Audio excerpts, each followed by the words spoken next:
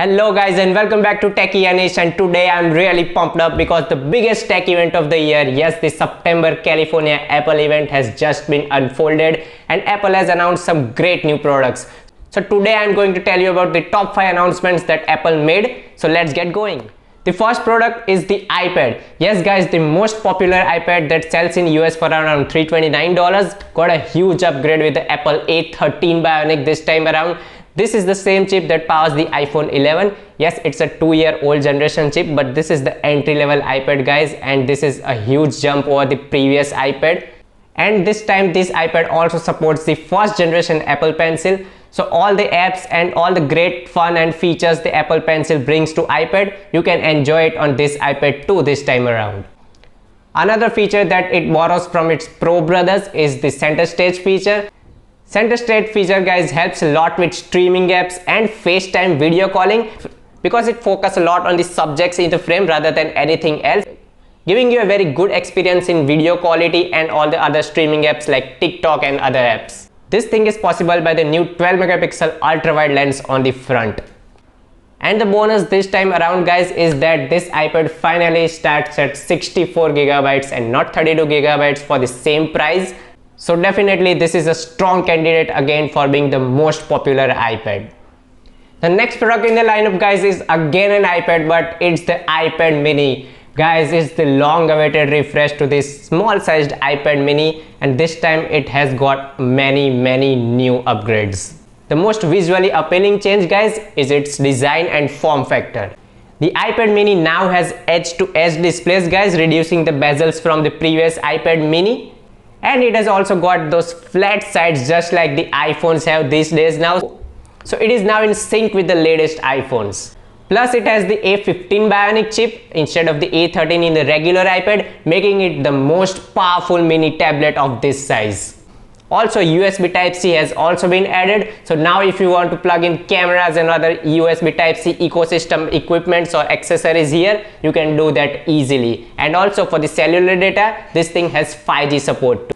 The iPad mini supports 2nd generation Apple Pencil and sticks magnetically on the sides just like its Pro models. So 2nd generation Apple Pencil brings a lot more features than the 1st generation Apple Pencil, so you will be able to enjoy the new features of the 2nd generation Apple Pencil here too.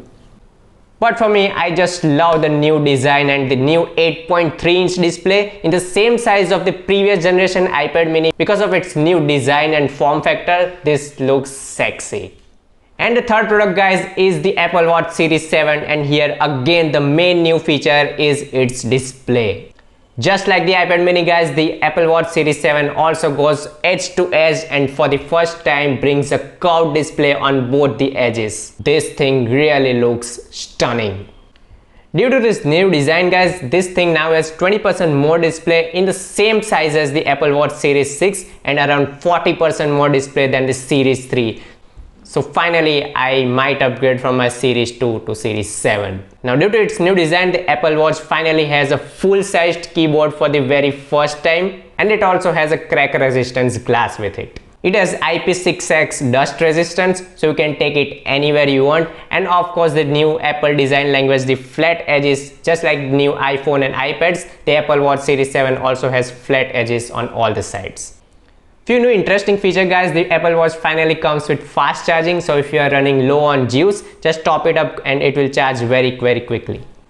And now it also has fall detection for workouts, so while working out if you fall, the Apple Watch will ask you if you are okay or not, then you have to reply yes or no. So overall guys, I find the Apple Watch Series 7 to be very sexy looking watch, and I am definitely looking forward to it. The next product guys is the product that we all are waiting for, the iPhone 13 and the iPhone 13 mini. The iPhone 13 is very similar to iPhone 12, but now it has a smaller notch, so you get a bigger display.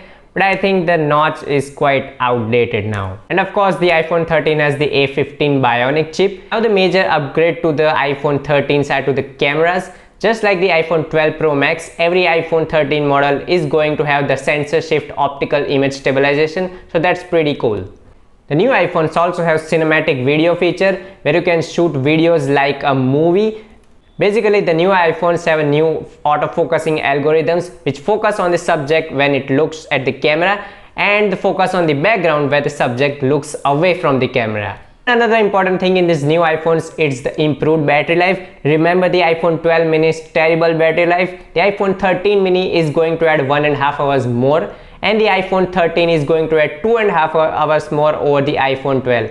But the battery life is subject to a user's usage, so it will be different for everyone.